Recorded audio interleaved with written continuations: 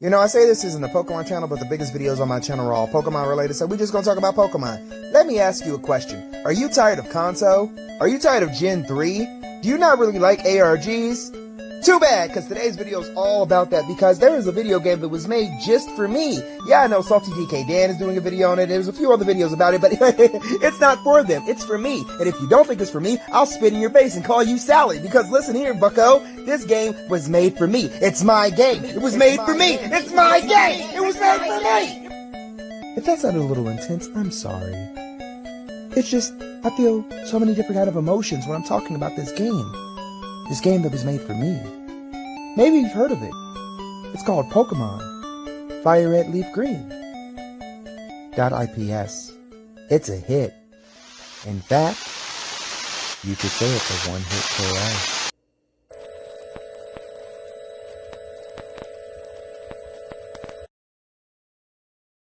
Part 1. Gotta catch 'em all. So like I mentioned before, I don't really like Kanto. But that's because I didn't play through Kanto like 11 times. I didn't play through it in Gen 1 with Pokemon Red, Blue, and Yellow. I played through it again in Pokemon Gold, Silver, and Crystal. I played through it again in Pokemon Fire Red and Leaf Green because I needed to catch all the Pokemon. I played through it again in Heart Gold and Soul Silver. And then I played through it again in Pokemon Let's Go Eevee. I didn't play through that region so many times I got it memorized like the back of my hand. Wait, what the? But I know what you're thinking. You're saying, Seraphim, you beautiful angel goddess, if you hate Generation 1 so much, why do you want to play this game? And I say, I ain't saying nothing about hating Generation 1. I just said I hate Kanto. And that's just familiarity breeding contempt. But see, I love Gen 1.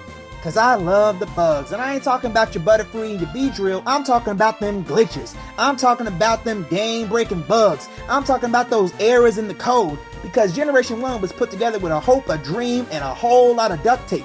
Because in Gen 1, not just with MissingNo, you could also walk through walls accidentally. You could also get Mew. You could also summon a Pokemon over level 100 before Brock. If you knew what you were doing in Generation 1, you needed to do some weird things that you wouldn't normally do, but you could get the whole game to shape around you. Hell, I remember a way where you could beat Generation 1 so fast that it registers your in-game time at 1 minute. Now I say all of that to say, when you play through Pokemon Fire Red Leaf Green.IPS, if you're not well aware of all the goings on, if you're just treating it like a regular ROM hack, well, while there's an abundance of off moments and some strange odysseys, it's mostly just vanilla Pokemon. Now, for someone like me, who really loves the spooky hooky, I genuinely do hate playing through Kanto and Generation 3. And so while there are little moments within the ROM hack just to let you know things are off, there isn't necessarily enough to really sink your teeth into if you're not paying attention. It's like, oh, that was weird. Oh, that was strange. Oh, that was curious. You can play through the whole game and only really get a few inklings of strange possibilities. But in the trailer, they said that you could catch them all. So it'd be kind of silly not to catch them all, right? And by catching them all, you get even more clues on how to get more out of this hack on a different way of playing, because you've been to Kanto before. What else is there really to do? You've been here before. And as you catch them all, you got to do some in-game trades. And those trades are actually very important because that gives you access to a URL. But you wouldn't do that, right? Going on some sketchy website to get more information about Pokemon. Would you? Part 2. There's a rock by the water. Have you ever actually used a tutorial for Pokemon? Like seriously, because I have. See, back when I was a little kid, even after beating Generation 2, I still wanted to learn what I had missed. And so, I turned to the guidebooks. Back in the day, these were the premier sources for how to do everything in the games. There were a few rumors here and there and some speculation, but the info was usually accurate in the books, and in some cases, essential. Like in Generation 3, it got turned to 11, because Gen 3 had probably the most convoluted catching mechanic for 3 Pokemon that has ever existed prior to what they were doing in the current gens. You had to catch specific Pokemon, read Braille, wait for 5 minutes in one spot, use Dig on a wall, all to catch 3 Pokemon that was But to me, the Regis were the best puzzle in Pokemon. Because even though the Pokemon themselves weren't much to play with, The journey itself was the reward. Now, Pokemon got away from that for a while. It seemed like the easiest way for you to get rare Pokemon was just to go up to GameStop or get a Wi-Fi distro, which is way different than how it used to be. Now, I heard they've done some weird Evo catching mechanics in Gen 9, but a lot of mysteries get solved by just going on YouTube, unfortunately. Back to my point, getting into the rumor and speculation meal, in Gen 1, you had your guidebooks, but there were rumors and sometimes misinformation in the guidebooks. But if you saw something that really caught your interest and you had internet, you might as well just go on the internet and see if you could find some stuff. As you're searching for that new thing, as you're searching for that actual information, as you're searching for that clue, for that thing that caught your eye, you would come across fan sites. All those rumors that you would see in the books, all of a sudden got hundreds of people talking about them. There's fan site after fan site saying that you can find Pick-a-Blue, Yoshi's in the game. I know I bring up Yoshi being in the game a lot. I just find that to be like my favorite stupid lie that they put out. Because like, why would Yoshi be in the game? Irrelevant, right? These rumors would tell you that you had to do battles in certain orders and you could get Mew. And the thing was, the guidebooks would never tell you that, but you could get Mew. But they would also tell you rumors about you needed to beat the game 1 billion times and you would get a Miss Stone. You'd have to beat the game 10 times, 50 times, 100 times, and then you would be given an opportunity to catch Mew 3. The PokéGods came from the fan sites. The Lavender Town misinformation came from the websites. In fact, so many things in the franchise find their roots in the fan sites. It's kind of sad, it's kind of funny that so many of them are just long gone, never preserved. That amalgamation of misinformation along with accurate info could lead to you going down some crazy rabbit holes. So we're back to Abby's Pokemon Aquarium. I feel like the next thing I should say is that I really do love this ROM hack. And another reason that it should be on your radar is, while there is an ARG element to it, and I'm none too fond of ARGs, this ARG really fits with the history of how Pokemon players used to behave back in the day. Because you would go on these sketchy tutorial websites and they would tell you to do these ludicrous things and you would do them on the off chance that they were telling the truth. Because for every lie, there was that actual fact that you could get a level 100 Pokemon before Brock. But as a noted PokéGod enthusiast, let's see what we got on this website, because like the trailer says, it's just like you remember. We got rumored hidden episodes, we got a plot way too dark for any Pokemon fiction to be released in America, and we got a guide on how to catch Part 3. 3 new. So the tutorial on this website leads you down the Abyss route. Now as you follow it, it does feature a lot of callbacks to old Pokemon fan lore, old Pokemon player behaviors, such as you can only play through with your starter because it was rumored at the time that your starter was actually secretly important. So to get the Mist Stone, which unlocked their hidden third evolution, you have to commit 100% to your starter. And on the Abyss route, your third evolution is true, and they are ugly as sin. But of course they are. They would have to be, because this is based on that old era of Pokemon ROM hacking, where sometimes an amateurish ROM hacker would change colors arbitrarily and it doesn't necessarily lend itself to visual cohesion. I mean, ew. But the narrative isn't just treating you to, what if the rumors were true? It instead asks of you, after you've played this game 10 times, 20 times, 50, 11 times, what else are you willing to do to get a new experience from it? Many RPG players have encountered this conundrum before. After you've saved the world, destroyed the world, what if you just start getting a little weird in the world?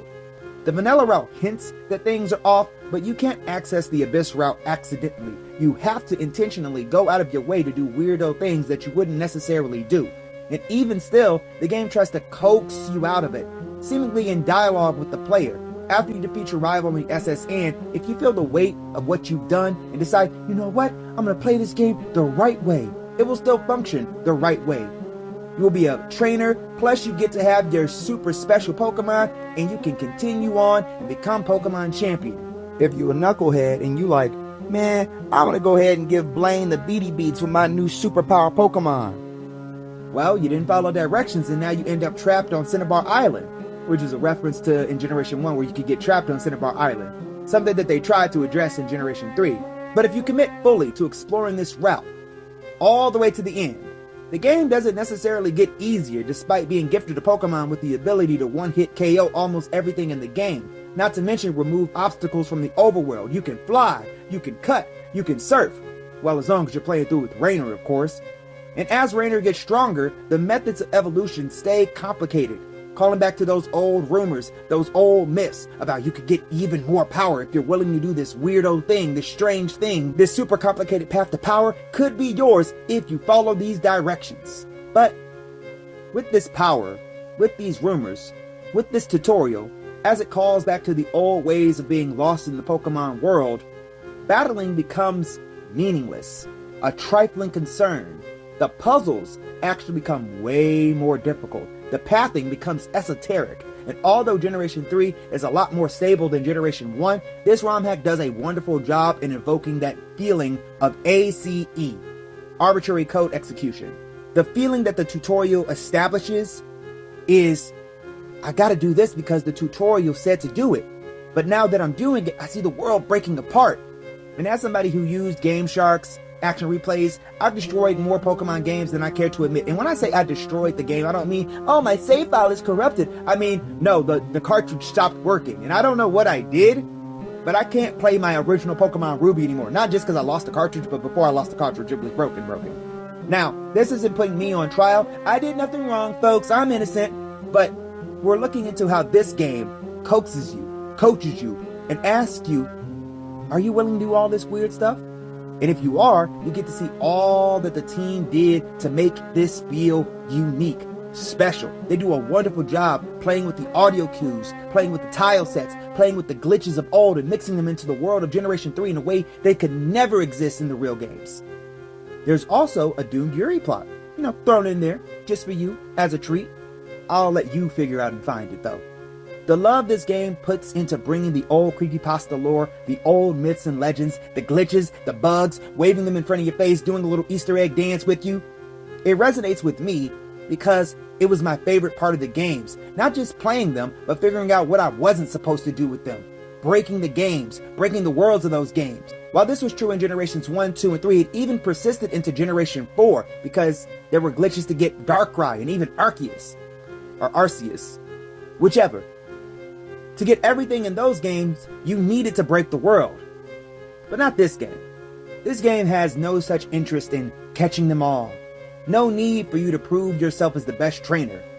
No, the Abyss route instead gives succor to those greedy players, like myself, who aren't satisfied with just being the best trainer in the game, who aren't interested in the Pokedex any longer.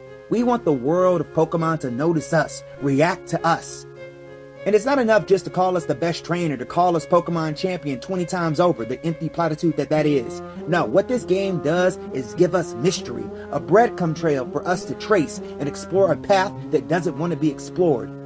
And because that path doesn't want to be explored, when we see all of the errors, all of the weirdness, all of the world breaking down, it should serve as a warning.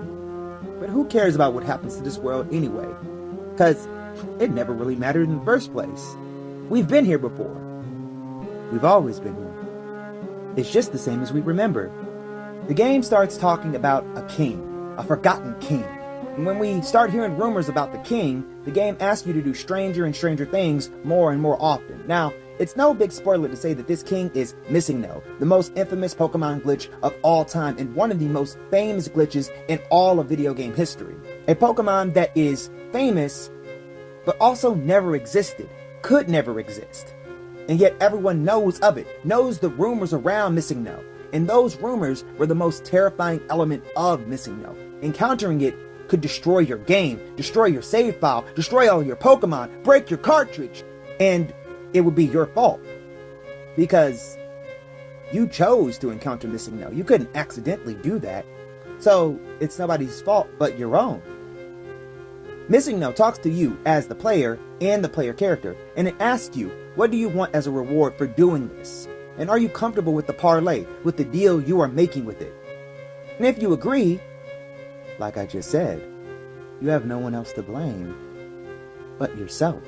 A character in the story that tries to stop the player from going down this route is the Sailor. Sailor Sans. A lot of people compare the Sailor with Sans, not for no reason, there are similar elements, and the team wears their inspirations on their sleeves. It does draw a lot from the Deltarune Weird route or the Undertale Genocide route.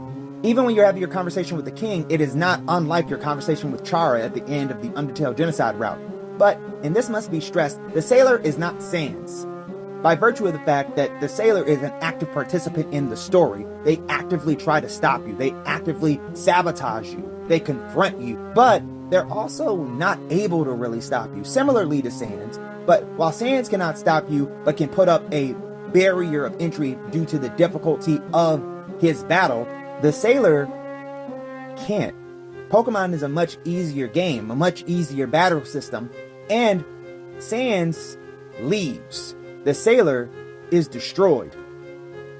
The game asks you yet again why you are doing this, but the options that you are given in dialogue have always been limited in Pokemon. You can only say yes and no. Even when you're confronted by the sailor, all you can say is yes and no. There is no ability to give dialogue to the player character. So the game doesn't talk to the player character. It refers to you as the hand. The deal it makes with the player character and the deal it makes with you are two separate dealings. So after you defeat Sailor Sans, the game isn't over. Just because you finished your final trainer battle doesn't mean anything, because the game still challenges you with more puzzles. The game still pushes you and makes you think. And what amazes me with this game is how it challenges you, how it calls on those old rumors yet again, those old myths yet again, those old esoteric ways of thinking yet again, and it forces you to figure it out. When you're finally face to face with the king, it doesn't matter if you defeat him. It doesn't matter if you do anything, because whether you win or lose, you've already lost. You got one hit KO after one hit KO after one hit KO. You've destroyed so many different characters, ruined the entire world. So, what do you get at the end of it? What do you get when you have done everything the Abyss has asked of you? Well, nothing. The Abyss consumes all. You are a servant of the Abyss. And whether Abby, the scribe, knew that they were a scribe or were used as a scribe, it doesn't really matter. Because as you finish this playthrough, as you give the Abyss more and more power, you have fed it to a point where destruction is the only thing possible. There's nothing left in this ruined world. So it takes the world, it cuts you off from it, and leaves you with an expanse of water, an expanse of nothing. And I think that's great. Part 4. Me, myself personally, I hate those YouTube videos that promise to be analyses, but then halfway through you realize you're just listening to a summary of a video game. So, I left out as many details as I could so you could understand what was going on, but not without playing the game. I want to stress, play the game. You can be like me, use some cheat codes if you need to, but you should do it, if not for the story, then for the music, this discordant mashup of those noises from the very first note that convey a sense of fundamental flaw, an inherent incorrectness, a malformed malevolence. And if you don't do it for the sound design, where some of the best music I've heard in a ROM hack has originated, you should do it for the grotesqueness of your starter, because you keep feeding the Miststone after Miststone after Miststone, and you have the strongest Pokemon ever, right? But what did you do to it? Why does it look like that? One of the elements in horror games that it really requires from the audience is sincerity.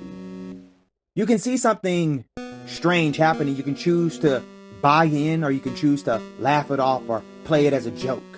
But one of the things that I really do love about this is the ARG elements are cute, they're quirky, they're reminiscent of the past, but if you buy into the narrative that is being conveyed to you, it becomes a lot more tragic. When you're in the Pokemon Tower, when you're facing down all of these references to old creepypastas, old glitches, when you're seeing all of these things attacking you, you can say, oh man, it's that thing I remember. It's just like when I was a kid. Or you can play in with what the game is trying to do.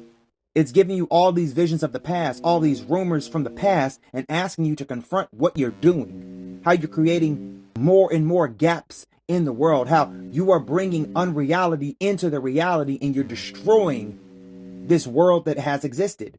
Another element I really do like about this game from its design standpoint is how you lose access to Abyss. When you're given Abyss, it is the most destructive thing you can do. You can use it not just to one-hit KO Pokemon, you can also use it to clear obstacles. And I don't just mean clearing brushes, I mean you can use it to get rid of Snorlax. You can use it to get rid of guards. You can use it to get rid of Articuno. Legendary Pokemon are nothing in the face of Abyss. But you then have to start replacing Abyss. Because you need to surf. Because you need to fly. Because you need to use strength. Because you need to dive. You have to dive to get to the bottom of the Abyss. And so you go from having the strongest Pokemon ever with a one-hit KO to the world's strongest HM Mule. The construction of the world pushing back against your hard-headed determination to make sure you really get to see what this route is going for, what it really amounts to. That's what I really love about this game. If the rumors were true, all those rumors from when we were kids, all the things they promised us back on those old GeoCity websites, would the game have been better? Analyzing this game as a text is actually quite easy. From its overt references to other games, its callbacks to old creepy stories within the Pokemon community, and hoaxes from the ever-powerful rumor mill that existed in the early days of the Pokemon franchise, it's not an incorrect assertion that this game is Pokemon Generation 3 if the Gen 1 rumors were true. But in saying that, I do feel it does a disservice to what Nova Meow and her team have created. Yes, it is cliched, but cliched doesn't mean bad. As far as game feel, this game plays with the idea of a Pokemon game blended with more metatextual games such as Undertale and Deltarune. On the Abyss route, for example, the game is fighting back against the player and the glitches with the land. Its avatar, the Sailor, is a pseudo-sapient NPC that tries and fails to stop the player. The land only ever succeeds if the player doesn't follow directions and gets marooned on Cinnabar Island. Otherwise, the land is wholly ineffectual in striking down anything other than errors it can perceive. The Abyss, being the name given to things such as glitches or cheat codes, is poignant. As just as the darkness of the Abyss is seemingly infinite, so too were the rumors and legends of what was possible in the olden days of Pokemon. Game Sharks were seen as gateways to hidden secrets, not just cheating devices. And because they weren't especially common, if someone lied and said they used one and found a rare Pokemon, you couldn't readily debunk them.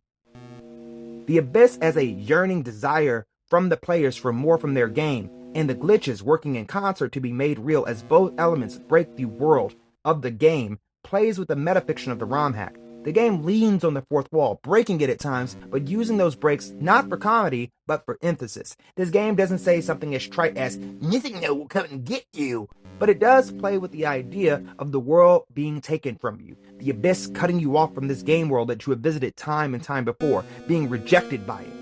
Another element that the game plays with is, what are Pokemon? Within the franchise, Pokemon are friends and partners. Everyone can be a trainer, everyone can play a part in the world, and everyone can have a Pokemon friend. When trainers are seen being cruel or mean to their Pokemon, this is seen as villainous behavior, but that cruelty only extends to what we can physically perceive in reality. But what if you were to subvert reality and sacrifice your best friend to some eldritch abomination, to make them themselves an eldritch abomination? Let's talk about Rainer, Millennium, and Ruin. The names of Blastoise's evolutions are curious to say the least. It's one thing to pull in Rainer. Rainer as a Pokegod has long been established and has a debatable level of canonicity with the advent of Megastones and the introduction of Mega Blastoise as a temporary third evolution. But using Millennium and Ruin? That's some elite ball knowledge. Somebody was really in the depths, the abyss of fan lore. Millennium has sometimes been known as Mysterio, also been known as the Glitchmon M, think MissingNo's much less famous cousin. And though it has a GameShark code of dubious origins, it doesn't have much to go with as far as fan lore. The same can be said for Ruin, but even to a greater extent. Ruin, at most, has been a name, not a sprite, not a fake Pokedex entry. It is one of the more obscure PokéGods, so using it in this game is strange, to say the least. A surprise, to say even more. But as we discuss PokéGods and their relationship with glitches, this makes some of the design choices a bit less opaque. Why do the Pokemon cries sound so horrific? The jarring screeches they make as they come out of the Pokeball evoke their origins as glitches, as game-breaking codes. These creatures are creatures that never were, in a metatextual sense. These Pokemon never existed, and even in the case of Rainer, that's more of a veiled reference of fanon becoming canon. So, in a game that posits the myths being true, what exactly is conveyed with this creature of many names? Well, for one, it's no longer considered a Pokemon in the universe of the game. You're stuck with it in your party, and if you nicknamed it, hope you like that name. For two, as much as it evokes creepy black as a story, it is as much of a victim as the player character is. It is body horror to the extreme with the horror of the Miststones, a pet turned into a weapon used against its own doomed world. Its power doesn't lend it sapience. It's still a Pokemon in function, but no longer a friend. If you could measure its friendship, how would it regard you? Another key element of this game that I do not really like to touch upon because ARGs are just not my thing is the Abby story. As a base, Abby's story is one of cosmic horror. The fact that we exist in an uncaring universe and sometimes things happen and we're utterly powerless to stop or undo them. But in the case of Abby, she was no great sinner, swallowed by the void. She was just a bit too curious, a bit too eager, a bit too naive, and now she's unmade, and her brother doesn't even remember her. But before we get to her unmaking, we must ask who she was. Well, her About Me page is actually blacked out. But best we can tell, she was a little girl from Maine with a good big brother and a fondness for water-type Pokemon. She was a big fan of the Pokemon franchise in general, and engaged in speculation along with some of the rumor mills, along with some debunks as well. The writing on the website, the dead links to other pages and ROM hacks, it does a wonderful job in making this story feel real, but also feel as though this is just a tragedy that has happened, and we can do nothing but observe. We're not here to be a hero. If you find yourself curious for even more lore within this universe, you can play Pokemon Pine. It is a companion hack for Pokemon FRLG.IPS, though that kind of overstates the importance of it. It features some nice Easter eggs, and does serve a point in the ARG, but if you're looking to expand the narrative, you will be left wanting. It does show a bit of world building, with how amateurish the changes to the worlds were, as Kai was making it for friends and kept memories of Abby alive, and it also has some interesting contrasts with Pokemon Fire Red Leaf Green, most notably in that you're prevented from even attempting an Abyss route in it. The game uses the base game mechanic of preventing evolutions beyond the original 150, and gates you off from the rest of the region. If you finish it and import the save file into Fire Red Leaf Green, you get more lore, but you also end up soft-locked on the Seafoam Islands. It was nice to meet you. My relationship with Pokemon is similar to almost everybody else's relationship with Pokemon. I got started in Generation 1, got really into it with Generation 2, kind of cooled down in Generation 3, even though I owned all the games, took a break, got back in by Generation 4, played through Generation 5, 6, cooled down again in 7, waited when I heard it move over to Switch, heard nothing but bad news for Generation 8, heard nothing but bad news for Generation 9, so Generation 10, you have fun. You have fun, boo-boo. I'm over here. I'm playing the ROM hacking side of things because, truth be told, the fan projects always hit a little bit better for me. I don't know what it is, but when I compare canon to fan fiction or fanon, the fans know what they doing with me. You know what I mean? You know what I mean? Now, I'm not one of those girlies that likes a challenge hack. I am never going to be, oh man, let's play through Kanto again, but this time all of the Pokemon are randomized and it's 300 times harder. No, I don't want that. I just want to hear the fiction, the story, the ideas that you got, right?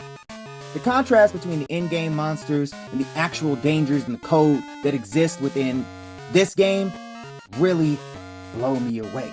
It's cool that Mewtwo exists as the most dangerous Pokemon, but you can lose a battle to Mewtwo. M will destroy your game file. Deoxys is an alien DNA creature. That's cool. But Bad Egg will destroy every Pokemon in your box.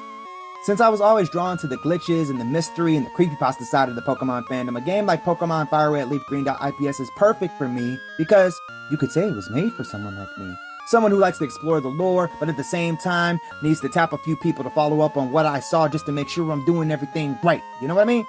I like the communal aspect of it. I like playing Pokemon in a way where we're all trying to figure out all the weird things that are going on. I like seeing Easter eggs. I like discovering things. I like seeing those glitches, the mystery. All of that brings me back to when I was a kid. That's the feeling that I miss from Generation 1. Yeah, I played through Kanto 7 million times. I might end up playing through Kanto another 7 million times if a game like this comes again and makes me feel like, oh man, there's so much going on. So, I hope in this video I've convinced you to create that Pokemon Community Forum account, get it banned, create a new account so you can download the patch and play it yourself, because this game is worth your time, it's worth your dimes, it's worth your attention. Nova Meow and her team put everything together, and if you don't believe me, what, you think an angel could lie? Because it's your favorite angel, Seraphim. 사랑해요. 안녕. Bye.